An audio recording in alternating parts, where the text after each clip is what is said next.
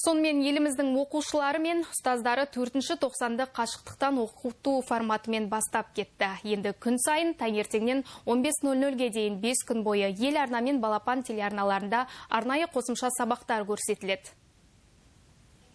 Қашықтан білім алу онлайн оқумен тең емес. Қашықтан оқу барысында телеарналар, интернет-платформалар, электронды журналдар, пошта және мессенджерлер пайдаланылады.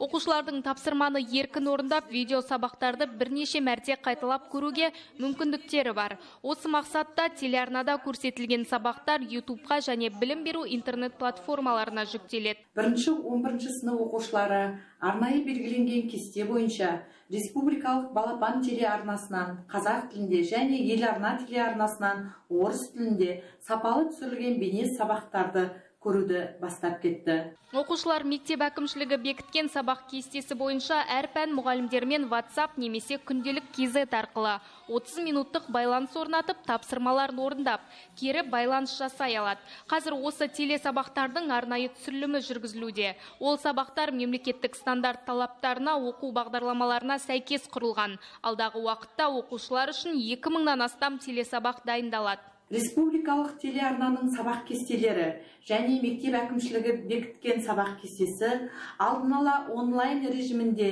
жиналыс өткізіліп, барлық ұжымға, ата-аналарға, оқушыларға түсіндіріліп кеңінен таныстырылды.